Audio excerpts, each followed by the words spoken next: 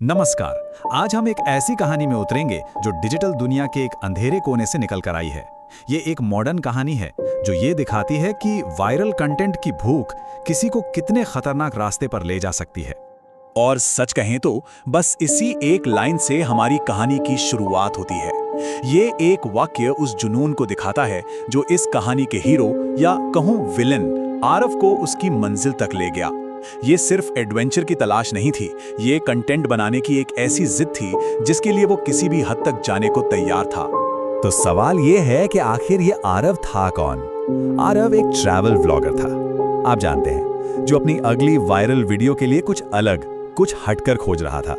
और उसकी ये खोज उसे एक बदनाम और बिल्कुल वीरान लाइट हाउस तक ले आई। आरव का मिशन ना एकदम क्लियर था। उसे कोई बनावटी डर नहीं बल्कि असली डर चाहिए था। आसपास के लोगों ने उसे बहुत चेतावनियां दी, उस लाइट हाउस से जुड़ी डरावनी कहानियां सुनाई, लेकिन आरव के लिए हर चेतावनी का मतलब था बेहतर कंटेंट। तो बस उसने किसी की एक न सुनी और अकेला रात के अंधेरे में उस जगह पहुंच गया। जब वो लाइट हाउस के पास पहुंचा तो उसने देखा कि उसका भारी पुराना दरवाजा बंद था।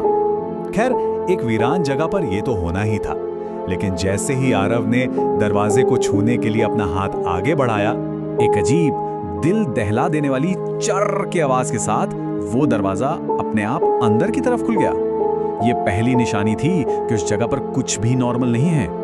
लेकिन आरव डरा नहीं, उसका कैमरा ऑन था, वो तो इसी के लिए आया था। तो अब आरव लाइट हाउस के अंदर था। बाहर की हवा के मुकाबले अंदर एक अजीब सी खामोशी और ठंडक थी। उसने ऊपर की ओर जाने वाली सीढ़ियों पर कदम रखा और बस यहीं से लाइट हाउस का असली रहस्य एक एक करके खुलना शुरू हो गया।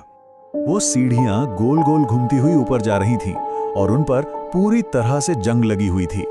उन्हें छूने पर ऐसा लग रहा था जैसे किसी ने बर्फ रख दी हो। और इन सब के ऊपर एक ऐसी खामोशी थी जो कानों को चुभ रही थी। हवा में एक भारीपन और सड़न की गंध थी। जैसे जैसे आरव एक एक सीढ़ी ऊपर चढ़ता गया, उस खामोशी को एक आवाज ने तोड़ना शुरू कर दिया। एक ऐसी आवाज जो उसकी अपनी नहीं थी। उसे ऐसा लगा जैसे कोई ठीक उसके पीछे पीछे सीढ़ियां चढ़ रहा है। हर कदम के साथ एक और कदम की आवाज आती, लेकिन ये आवाज सूखी नहीं थी।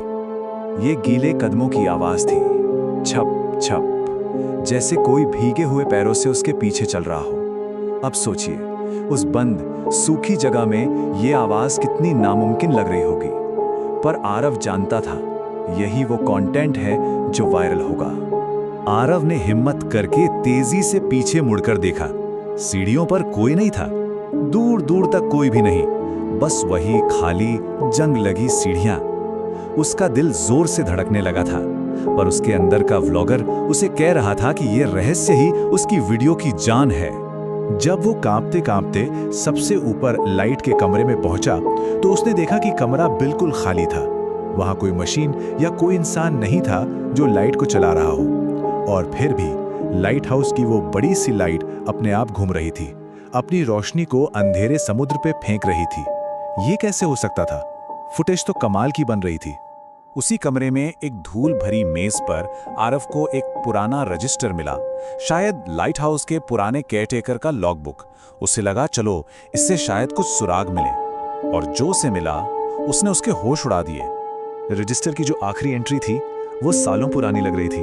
उसमें लिखा था, आज फिर रात 3 बजे समुंदर ने मुझे बुलाया, अगर मैं ना लौटा तो रोशनी बुझने मत देना। ये किसी की डायरी नहीं थी, ये एक आखिरी चेतावनी थी, एक जिम्मेदारी का बोझ था।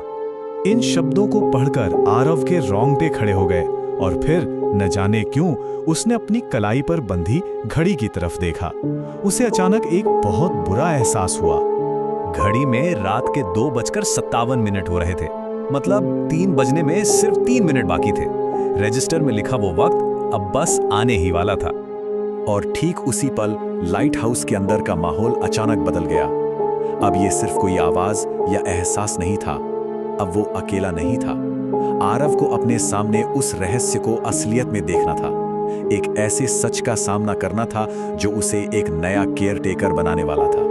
तभी एक बर्फीली हवा का झोंका कमरे से गुजरा और खिड़कियों पर भाप जम गई और उस धुंध में से एक परछाई उभरने लगी। एक आदमी का साया जिसके कपड़ों से पानी टपक रहा था, जिसका चेहरा समंदर के नमक से जला हुआ सा लग रहा था और जिसकी आंखें किसी गहरे गड्ढे की तरह बिल्कुल खाली थीं।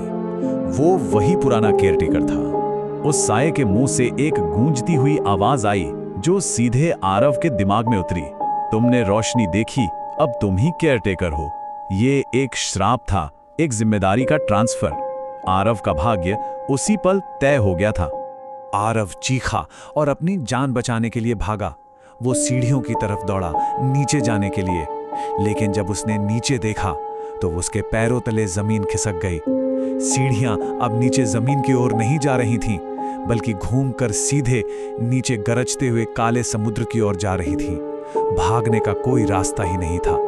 जिस असली डर की तलाश में आरव आया था, अब वो उसी में हमेशा के लिए कैद हो चुका था। उसकी कहानी अब लाइट हाउस की डरावनी कहानियों का एक और नया चैप्टर बन गई। अगली सुबह जब कोस्ट गार्ड वहां पहुंचे तो उन्हें आरव का कैमरा मिला। उसकी आखिरी फुटेज में वो रो रहा था और उसकी आवाज में एक बेबसी थी। वो कह रहा था, मैं जा नहीं पा रहा, ये रोशनी मुझे बांध रही है। और आज भी उस इलाके के मछुआरे कहते हैं कि जब वो उस वीरान लाइट हाउस के पास से गुजरते हैं तो अब उन्हें लाइट के कमरे में एक नहीं बल्कि 2 परछाइयां दिखाई देती हैं, एक पुरानी और एक नई। आरव की कहानी सिर्फ एक डरावनी कहानी नहीं है, ये हम सब के सामने एक जरूरी सवाल खड़ा करती है। कंटेंट बनाने की इस कभी न खत्म होने वाली दौड़ में महत्वाकांक्षा और खुद को तबाह करने के बीच की वो बारीक सी लाइन आखिर कहाँ है? इसका जवाब खोजना आज के डिजिटल युग में शायद पहले से कहीं ज्यादा जरूरी हो गया है।